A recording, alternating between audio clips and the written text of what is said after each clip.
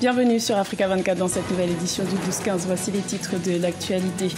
Une polémique est née en pleine campagne électorale autour du fichier électoral au Mali. Le parti d'opposition URD dénonce l'existence d'un fichier électoral parallèle et redoute des fraudes lors du scrutin présidentiel du 29 juillet 2018.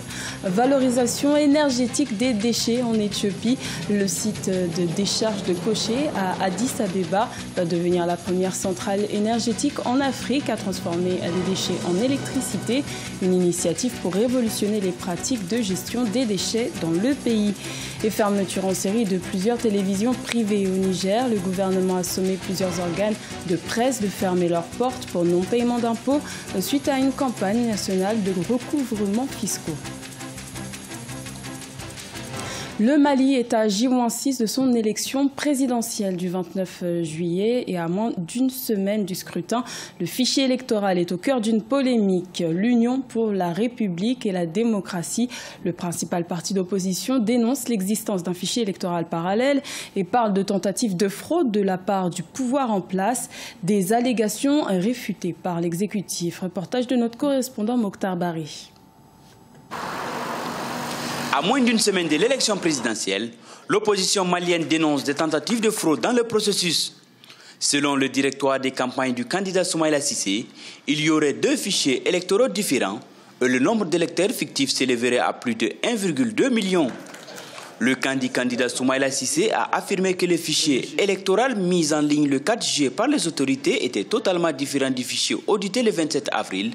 Par l'Organisation internationale de la francophonie. Pour nous, il y a un seul fichier, c'est le fichier audité par les experts internationaux.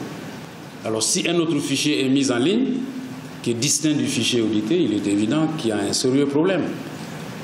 Et qu'on attend que l'Organisation internationale de la francophonie prenne position, comme nous attendons de l'Union européenne, de la CEDEAO, de l'Union africaine, de dire ce qu'elle pense de cette grave situation. Face à ces accusations, le camp présidentiel voit une volonté de l'opposition de prendre en otage le processus électoral. Lors de la présentation du programme du président sortant, il a été évoqué la panique d'une probable défaite dans le camp de l'opposition. Les mêmes qui poussent les cris d'orfèvre aujourd'hui, quand ils voient notre campagne évoluer avec dynamisme, et paniquent, deviennent peureux, deviennent effrayés et racontent n'importe quoi. Ils en ont l'habitude. Le délégué général aux élections, le général Siaka Sangaré, admet une erreur technique dans l'application du fichier électoral, mais refute toute tentative de fraude. Le général Sangaré rencontre dès ce lundi les experts des différents candidats. L'opposition, elle, multiplie les contacts avec les partenaires du Mali, les partis politiques, mais aussi avec les observateurs présents dans le cadre de ces élections.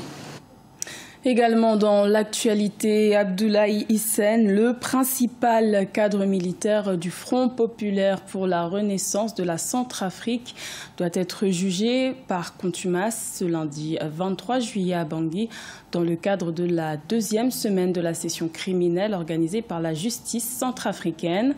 Le chef de guerre se trouve actuellement dans le nord-est de la Centrafrique, région qu'il contrôle avec ses hommes. Arrêté en mars 2016, il avait réussi à s'évader quelques heures après son arrestation. Il doit être jugé par la justice centrafricaine pour notamment association de malfaiteurs, atteinte à la sûreté de l'État ou encore rébellion. L'Éthiopie se préoccupe de la gestion de ses déchets. Une centrale énergétique qui convertit les déchets en électricité est en construction. Il s'agit de la première en Afrique. Ce projet vise à faire face à la charge croissante des déchets dans la ville d'Addis Abeba tout en augmentant l'approvisionnement en électricité dans le pays. Nathalie Mo. Grâce à ces 300 000 tonnes de déchets annuels, Koché, la plus grande décharge d'Addis Abeba, va devenir une centrale électrique en 2018. En effet, les résidus produits par les 5 millions d'habitants de la capitale éthiopienne peuvent produire de l'énergie grâce au méthane, une énergie verte susceptible d'augmenter la capacité énergétique nationale de 30%. Nous parlons de 185 gigawatts par heure d'électricité que nous allons générer et mettre sur le réseau principal. Cette installation est donc multiple multifonctionnel, mais l'essentiel est la gestion des déchets de la ville d'Addis Abeba et générer une énergie électrique indispensable à cette ville. Lancée en 2013, la construction de la première usine Waste to Energy de l'Éthiopie a été jugée aventureuse pendant les premières années. Aujourd'hui, le projet d'un montant de 120 millions de dollars fait face au rejet de plus de 1500 collecteurs d'ordures qui dépendent de la décharge de Koché pour vivre. Je collectionne les matériaux pendant environ 15 jours, puis sélectionne les matériaux de valeur pour une journée. Je suis capable de les vendre pour environ 25 à 28 dollars américains. C'est le seul travail que je peux faire pour prendre soin de mes enfants. Selon des prévisions, le site de production électrique en construction devra employer 1500 Éthiopiens. Ce projet intervient dans le cadre du plan du gouvernement en faveur d'une économie verte résiliente au climat. Une stratégie mise sur pied en 2011 pour un budget de 150 milliards de dollars.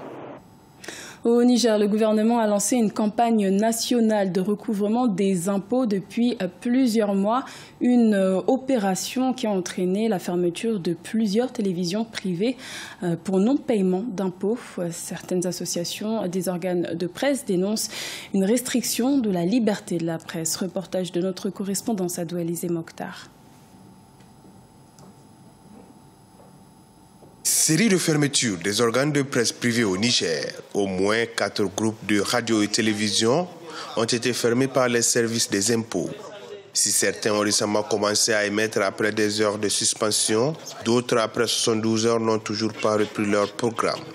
C'est le cas du groupe de presse Bonferré, sonné de payer environ 40 millions de francs CFA par le fisc. Nous sommes des légalistes, nous n'avons jamais refusé de payer les impôts, contrairement à ce qui se dit souvent. C'est un acte totalement incompréhensible de notre part, puisque en dehors de... Nous sommes un média privé, oui c'est vrai, une entreprise commerciale, c'est vrai aussi, mais nous faisons du service public aussi. Il n'y a aucun intérêt pour les services du fisc ou le gouvernement de demander ou de procéder à la fermeture des médias. La sorte. Pas Bonferré seulement, même les autres médias. Depuis quelques mois, le gouvernement a engagé une campagne nationale de recouvrement des impôts.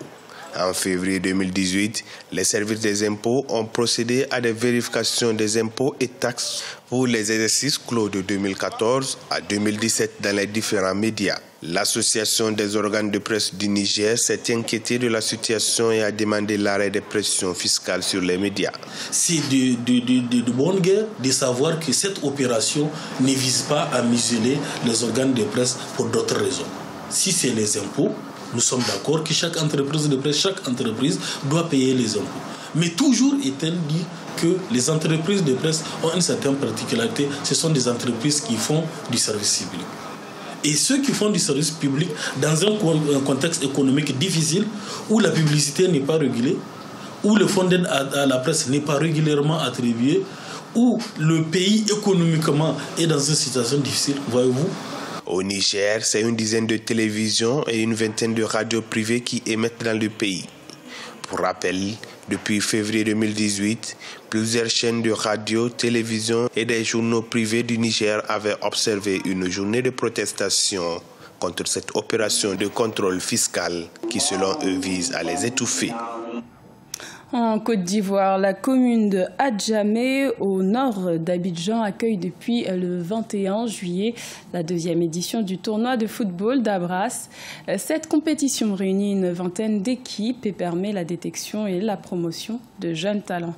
Reportage de notre correspondant Oliva Djakotan. Enfantine Datekoubé en violet domine Super Junior de Yopougon, 3 tirs au but à 2 dans le match d'ouverture de la 2e édition du Super Tournoi d'Abras.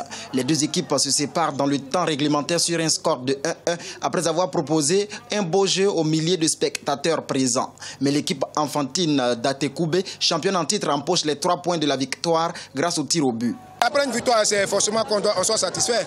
Donc on rentre très satisfait et avoir la tête sur les épaules pour pouvoir entamer les autres rencontres. On peut commencer par une défaite et puis arriver devant. Donc c'est une continuité. On va essayer de se battre plus pour donner le meilleur de nous au prochain match. Le super tournoi de football d'Abras est la Coupe du monde du Maracana ou Petit Poteau à Abidjan. Il valorise le beau jeu fait de passes courtes et de gestes techniques.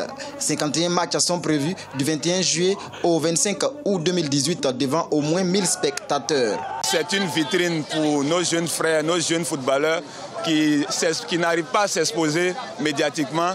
On leur permet tant soit peu de pouvoir s'exprimer pendant les vacances et de leur donner un petit coup de pouce pour leur carrière. À la fin du tournoi, le meilleur buteur se voit offrir un permis par le comité d'organisation. Et le meilleur joueur du tournoi, quant à lui, on lui offre un passeport. 24 équipes venues de cette commune de la capitale économique Abidjan et réparties en 6 poules prennent part à cette deuxième édition du super tournoi de football d'Abras dans la commune d'Adjamé au nord d'Abidjan. Ce journal a été réalisé par l'ensemble de la rédaction. Merci de votre fidélité. L'information continue sur Africa 24.